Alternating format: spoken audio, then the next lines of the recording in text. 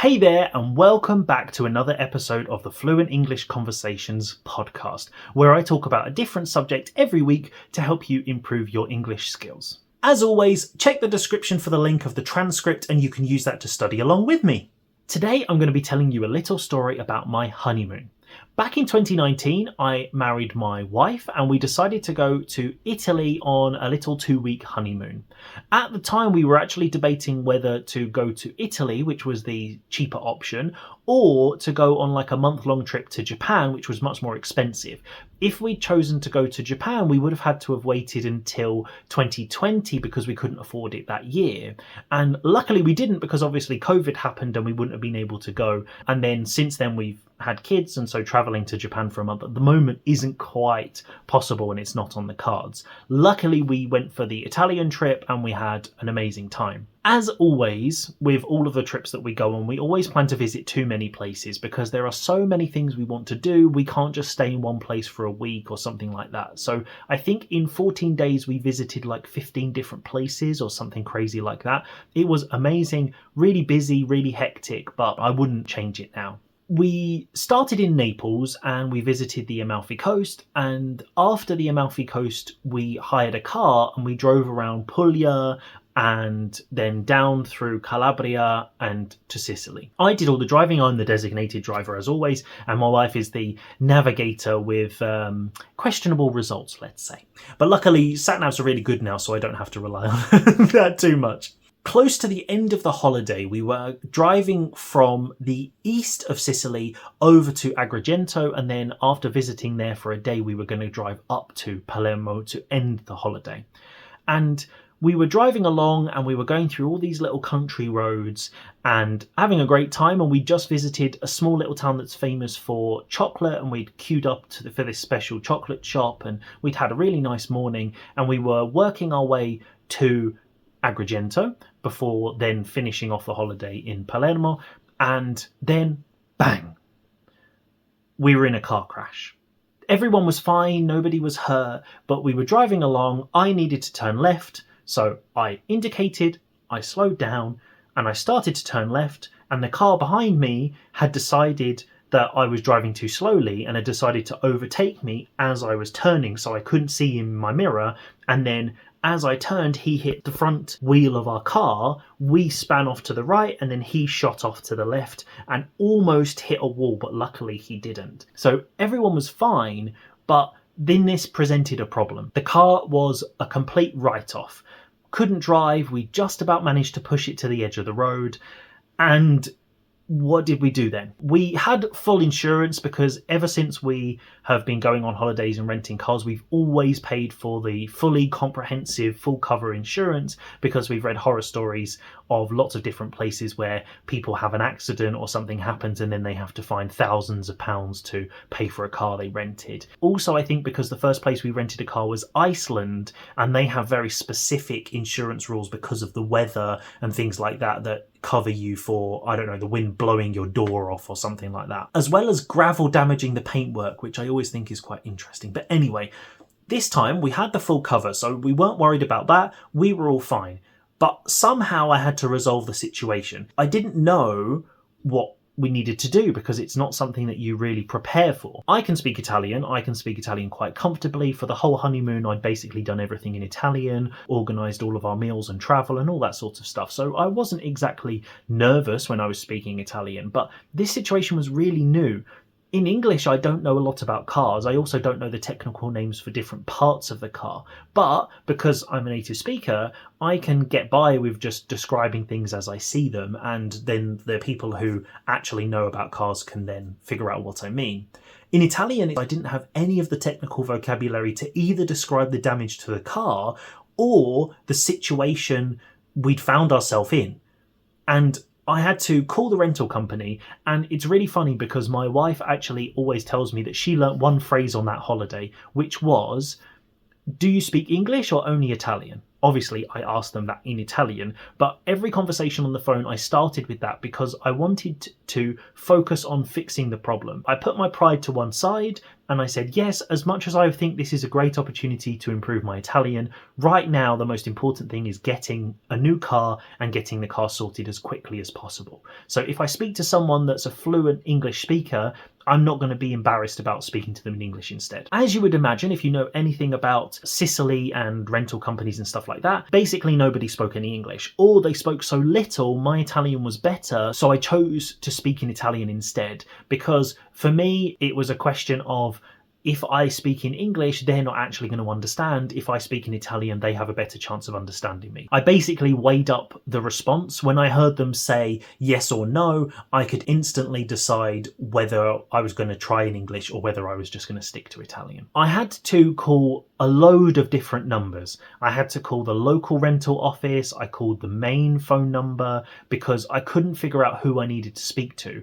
I called the local office to say, oh, we've had a crash, we need to get a new car. And they said at that office they didn't have cars. So then I had to call the main rental company number and then speak to somebody there to figure out who I needed to call next. Then I had to call the airport because it turned out that the only rental cars they had as replacements were at the airport at Catania, where we'd been a few days before. So we had to drive all the way from basically the center of Sicily over to the east coast again to then drive over to the west coast to Palermo. So it was a bit of a trek and not really the ideal situation, especially as we were literally there a couple of days ago. Then we also had to organise for the rental company to get a tow truck, for the tow truck to take it to a mechanic, to book a taxi from the mechanic to the airport, to get a receipt from the taxi driver so the rental company would refund us the money for the taxi, and then get a replacement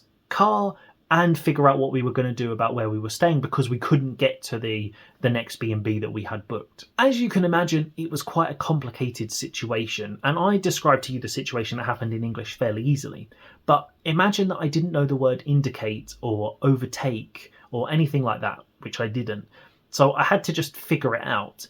And I did. I managed to explain it relatively easily. And eventually, after getting the car to the mechanic, getting in the taxi, and that taxi journey was probably one of the worst in my life. We told the taxi driver we've just had a car crash, and he was driving like an absolute nutcase. He almost crashed about 3 times.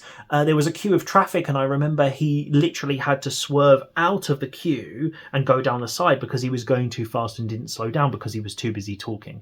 It was really stressful and really not what we needed after we'd had a crash, but we eventually made it safe and sound. And then when we got to the airport, luckily the people there spoke a bit of English. I still ended up speaking in Italian because it was a toss-up between whose was better and worse, so we kind of did half and half. Eventually, they gave us a new car. So that was all sorted.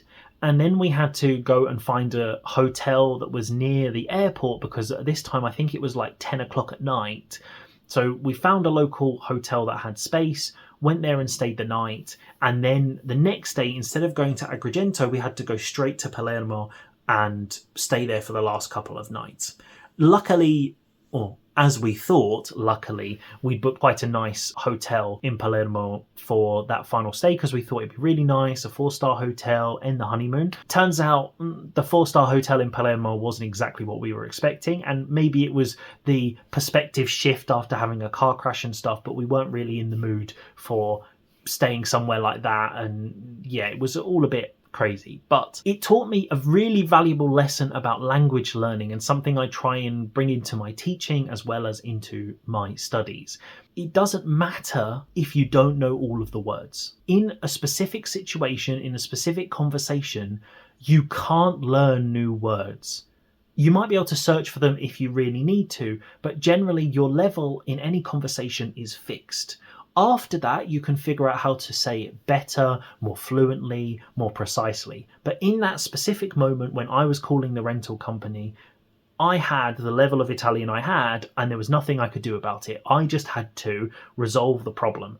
I had a goal to achieve, and I achieved it. that really taught me so much about my Italian skills, and actually I was really glad that my Italian was at that level. But also it showed me just because you don't know the specific words doesn't mean that you can't get by. And that's when I first understood about upper intermediate flexibility. The fact that because I was at an upper intermediate level, I had the flexibility to describe things in a general enough way that other people understood, and I kept the conversation moving and I communicated my ideas. I know I didn't say it very naturally, because afterwards I spoke to one of my Italian friends and he explained to me actually what I needed to have said, and then explained to me about stuff like insurance policies and these documents you had to sign and all this other crazy stuff that we won't get into. But needless to say, I'm not a big fan of Italian car related stuff and the bureaucracy that's involved. But that's a different story. In terms of the flexibility, I think it's really interesting that everyone focuses on needing more vocabulary. Every time I speak to a new student, they always tell me that they don't have enough words, And yes, for most of us that is true, we don't have enough words. However, just because you don't have all of the specific technical words that you might need or that you might use in your native language doesn't mean you can't communicate the idea. And it's really good to remember that every conversation is a learning opportunity, but you don't learn from it in the actual conversation. It's only afterwards where you think about it, you consider how you could have said it better, you search for new words and phrases that you can implement into your next conversation. That's how you actually use conversation to improve your language skills. You don't sit in the middle of a conversation actively developing your English skills. That's not really how it works. And so that's what I say to people when they are doing presentations at work or meeting clients. It's important to remember that after you have a meeting, you sit down and take a second to take stock and think, what did I do well? And what could I improve? What phrases did I find difficult? How would I have said that if I was speaking my native language?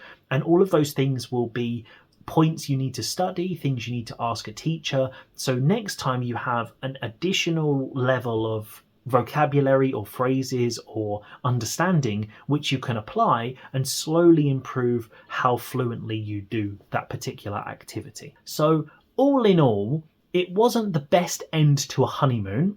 I guess I always wanted the honeymoon to be memorable or unforgettable, and you definitely don't forget having your first car crash ever while you're on honeymoon in Sicily where nobody speaks English. That's quite memorable. It's definitely going to stick in there for a long time. But it's not all bad, because I think it really helped me to understand this whole idea of communication, solving problems, and doing what you can with the skills that you have. Whichever level you're at, you can always find a way to do what you need to do, even if it's in a very basic way. And then as you develop your skills, you'll be able to do more and more, but don't let your skills stop you from trying, because even as a complete beginner, you can use the skills you have, you can use a dictionary and a phrase book to communicate what you need to communicate. So just because you're a beginner, maybe you're an intermediate speaker, doesn't mean that you can't do more advanced things. You just have to find a way of doing it and really give it a go